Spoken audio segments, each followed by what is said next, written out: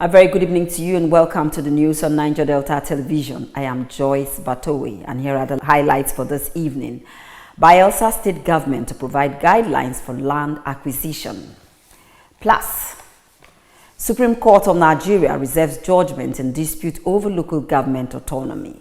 As BAYELSA state joins the rest of the world in celebrating this year's World Environment Day, Governor Oyedere has disclosed that government will provide guidelines for land acquisition to plan and enhance the proper use of available land in the state.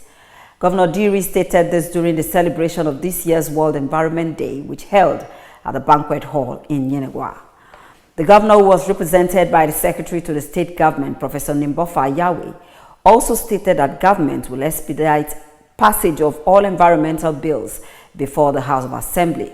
Correspondent Asanat Ibrahim completes the story. As BAYELSA states join the rest of the world in celebrating this year's World Environment Day, the BAYELSA State Governor, Senator Oyedere, has assured that his government will expedite the passage of all environmental-related bills before the House of Assembly into the legislation. The governor stated this during the celebration of this year's World Environment Day at the banquet hall in Yenagoa, the state capital. We will liaise with the BAYELSA State House of Assembly to expedite the passage of all environment-related bills into legislation. The governor, who was represented by the Secretary to the State Government, Professor Nimbofa Yahweh, said government has also authorized for land acquisition in the state. Commissioner for Lands and Survey, I hereby grant authorization for the initiation of procedures for land acquisition. Earlier, the Permanent Secretary, Ministry of Environment, Mr. Koru Clayton, thanked the governor for sustainable environmental initiatives undertaken by his administration. Permit me to express our gratitude for your unwavering support towards sustainable initiative in BAYELSA State. Your approval of significant projects such as the Eco Laboratory and Central State Nursery was a testament to your commitment to environmental preservation. Also speaking at the event, an environmentalist, Comrade Alagwa Morris, and the House Committee Chairman on Environment, Honorable Living Meeting, blamed some private businesses for unsustainable practices and industrial activities that continue to impact the environment negatively. There is raw discharge of sewage in BAYELSA State. Please, as the population increases in Yenagoa here, and there is an upswing in sewage disposal, going to that banana area to discharge several trucks of raw sewage every day into the swamps and the waters of the BAYELSA environment is not good. The widespread degradation and erosion of our land due to factors such as deforestation, unsustainable agriculture, climate change, industrial activities, urbanization, and natural disasters pose a significant threat to our environment and the well-being of our communities. In his goodwill message, the chairman BAYELSA State Traditional Rulers Council, King Bubarai Dakolo, thanked Governor Oyedere and the ministry for creating awareness on prevailing environmental problems. Thank the Ministry of Environment in particular, the BAYELSA State Government, and of course the governor is represented here by the Secretary to the State Government, that they should continue to ensure that environmental consciousness is a thing that is preached everywhere, every day. The theme for 2024 World Environmental Day is Land Restoration, Desertification and Drought Resilience. This year's celebration also featured cultural dances and art exhibition. Ibrahim Asanat reporting for NDTV News. The Supreme Court on Thursday reserved judgments in suits filed by the Attorney General of the Federation against states in relation to the dispute over the autonomy of local governments in the country.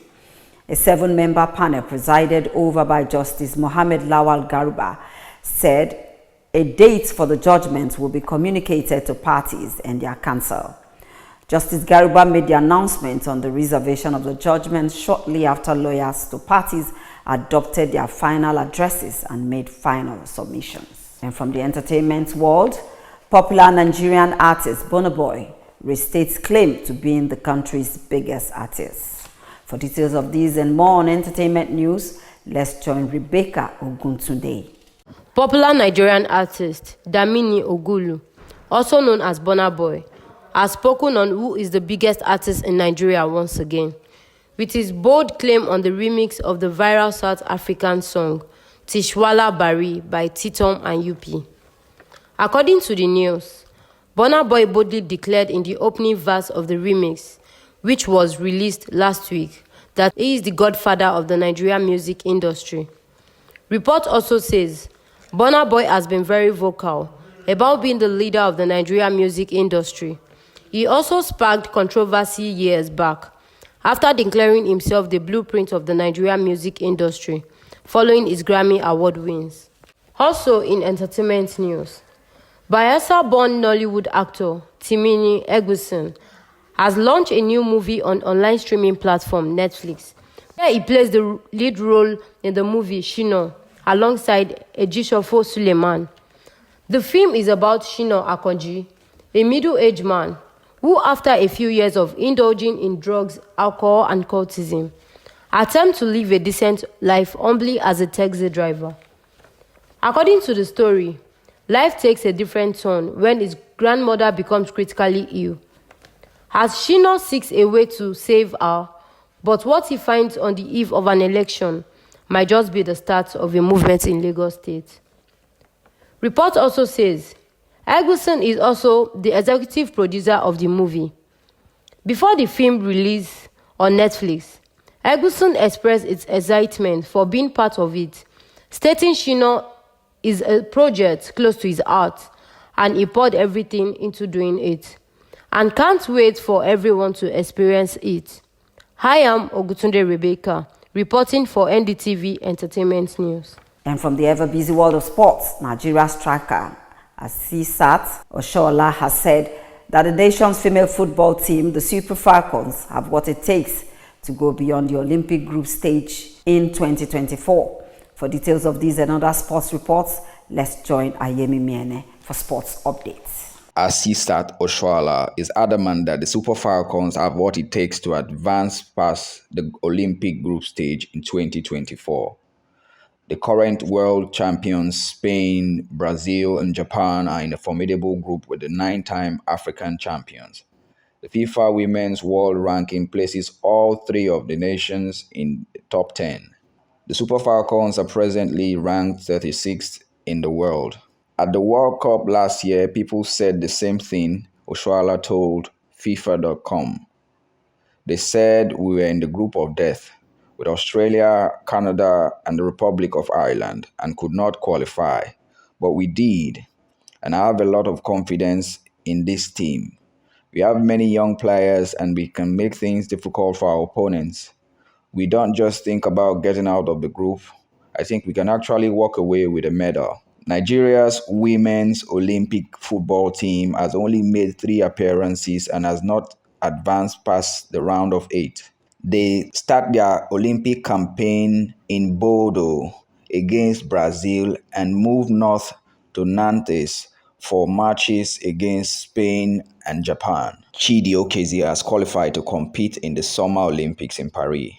In the men's 400-meter race at Edmonton Athletics Invitational in Canada, Okezie set a personal record with a time of 44.97 seconds, earning a spot in the Olympic Games in Paris 2024. He defeated American competitors Will London III and Daquan Butler, breaking the elite 45-second mark for the first time in his career. Usheorise Ishekiri, meanwhile, was competing in the men's 100-meter race in Edmonton. In a race won by Canadian Duane Asemota in 10.07 seconds, Usheorise Ishekiri came in second with a time of 10.10 seconds. I am Ayemi Miene reporting for NDTV Sports. Finally, the family, friends, colleagues, and well-wishers joined Mr. Chris Odi, a retired director of Ministry of Information, Orientation and Strategy, to bid farewell to his departed wife, Mrs. Christiana Amy Odi at Delta State. Priye, who was part of the NUJ delegation to the funeral, reports that her remains were laid to rest after a brief service at St. Michael's Catholic Church, Pakiama. The report is read from our studio. Late Mrs. Christina Odi ni Apomamodi, born in 1976, was a devoted Christian, wife and mother. Mrs. Odi was a cultural officer in charge of food and cuisines with the Bayelsa State Council for Arts and Culture until her sudden demise on April 29, 2024. Family, friends, and colleagues paid tribute during the funeral service, which held at the St. Michael's Catholic Church, Pakiama. They are my neighbors, and with her, you don't have quarrels. She's so friendly with everybody. Even on the day she passed away.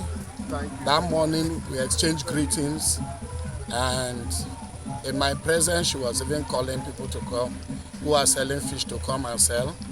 She wanted to buy. Suddenly, when I left the house, I got information that she was unwell. I ran back. They say she's a bit stable, I can go. Although to hear later in the day that this is what has happened. This is my friend, a senior colleague, and one of those that I look up to. The lady we came to bury her today is that I knew her as a very peaceful person. She was married to my bosom friend, and it was through her husband that I knew her.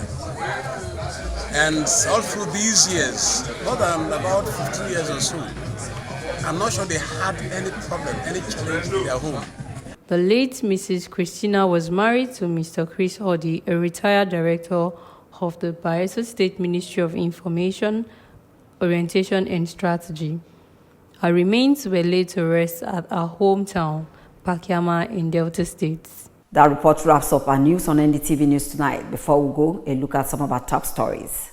As Bayelsa State joins the rest of the world in celebrating this year's World Environment Day, Governor Oyediri has disclosed that government will provide guidelines for land acquisition to plan and enhance the proper use of available land in the state.